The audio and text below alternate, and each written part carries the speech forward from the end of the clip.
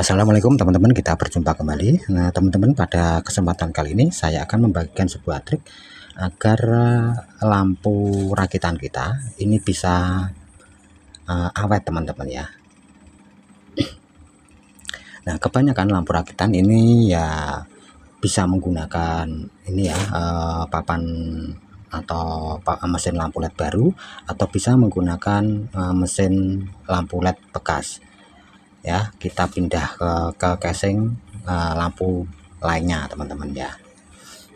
Nah di sini saya akan berikan triknya biar rakitan ini ya, rakitan lampu kita ini biar lebih awet lagi.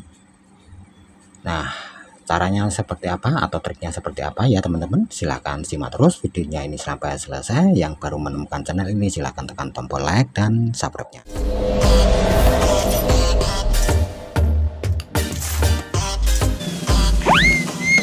Nah baiklah teman-teman, sekarang kita akan memberikan triknya.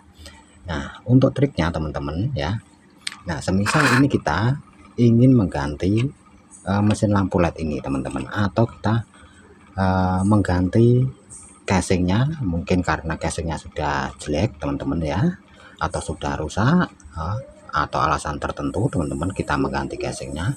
Maka untuk mengganti casingnya ini kalian harus ini ya, cari casing yang benar-benar bisa nanti membuat lampu ini bisa bertahan lebih awet lagi teman-teman ya. Nah untuk casing yang bagus teman-teman ya, sebagai ini ya tempatnya mesin lampu LED ya, ini saya sarankan ini menggunakan casing yang berkualitas teman-teman. Nah contohnya berkualitas itu seperti apa ya, ini akan saya contohkan secara langsung teman-teman ya, biar nanti tujuan kita lampu ini lebih awet lagi. Nah contohnya seperti ini teman-teman. Karena beda merek akan beda casing yang ada di dalamnya, terutama di bagian heatsingnya atau pendinginnya ya teman-teman. Yang dimaksud pendingin di sini adalah pendingin tambahan ya, pendingin tambahan.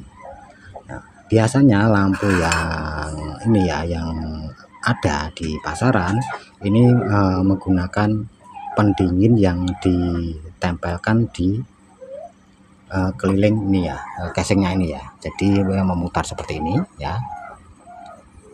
Nah, yang seperti ini ya. Nah, kebanyakan kan seperti ini ya. Ada juga yang menambahkan pendingin lagi teman-teman ya, misalnya seperti ini ya, seperti ini. Jadi selain ini ya, selain yang nempel di casingnya, ini juga ada ini tambahan heatsing lagi atau pendingin lagi ya, untuk menempelkan papan LED-nya ya.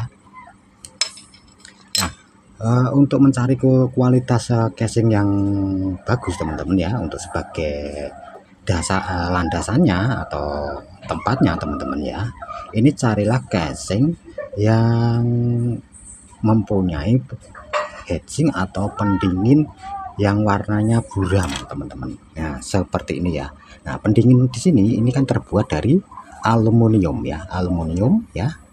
Ya jadi yang bagus adalah seperti ini teman-teman ya, yang warnanya buram ya, karena ada lampu yang di dalamnya heatsingnya ini warnanya ini agak mengkilat seperti ini. Nah ini beda ya kalau kita lihat. Nah ini jelas ada perbedaan, ini agak mengkilat ya, ini mengkilat, ini tidak mengkilat ya, agak kusam gitu ya, buram-buram gitu ya. Nah itu kualitas yang terbaik adalah seperti ini ya, karena ini ya, ini kalau menurut saya ini sudah bagus, karena ibaratnya ini campuran aluminiumnya ini lebih banyak teman-teman. Kalau ini mungkin bisa campuran bahan sengnya atau yang lainnya ya teman-teman.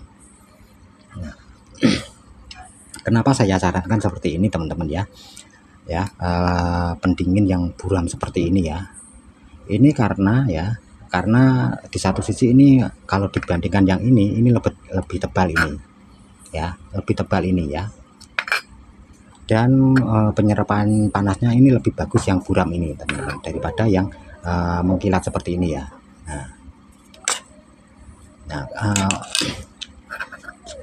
ini teman-teman, saya simpulkan dari beberapa lampu LED yang saya pernah servis teman-teman, terutama lampu-lampu LED yang bermerek ini selalu menggunakan ini ya, pendingin atau heatsink yang buram seperti ini ya, bukan yang bening seperti ini ya. Ini yang bening seperti ini biasanya lampu-lampu merek-merek lainnya ya, bukan merek ternama teman-teman ya, atau merek terkenal. Nah, teman-teman juga perlu tahu ya bahwa mungkin teman-teman pernah membuka suatu rangkaian amplifier atau mungkin speaker aktif ya. Nah, di situ kan pasti ada yang namanya heatsink atau pendingin untuk transistornya maupun IC-nya ya. Nah, di situ bisa kalian lihat pasti pendingin itu warnanya tidak mengkilat seperti ini, melainkan buram seperti ini ya. Jadi tidak mengkilat seperti ini, pasti warnanya buram, semakin tebal akan semakin buram teman-teman ya, dan tidak mengkilat seperti itu. Jadi yang baik adalah pendingin yang warnanya seperti ini teman-teman ya.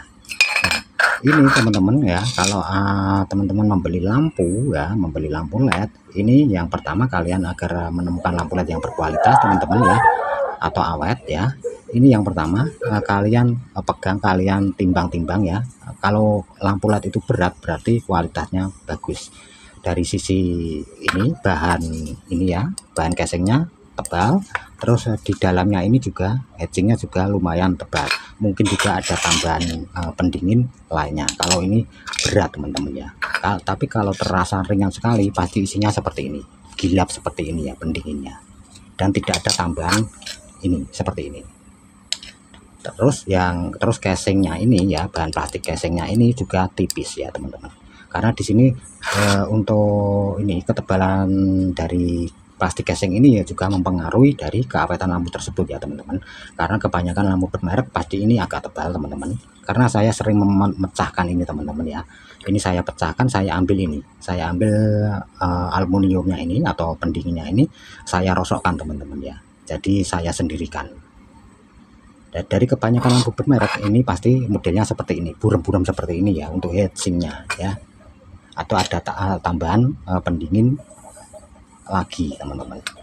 Nah, seperti itu teman-teman ya caranya agar mempertahankan lampu rakitan kita bisa lebih awet. Tapi dari keawetan lampu itu teman-teman, kuncinya ada di sini ya, kuncinya ada di mesin lampu LED-nya ini ya. Ini hanya untuk tambahan pendukungnya saja ya teman-teman, agar lampu panasnya ini bisa terserap dengan sempurna. Oke teman-teman, semoga ini bisa bermanfaat ya penjelasan saya. Silakan teman-teman nanti praktekkan. Terima kasih sudah nonton video ini. Kita berjumpa kembali di video berikutnya.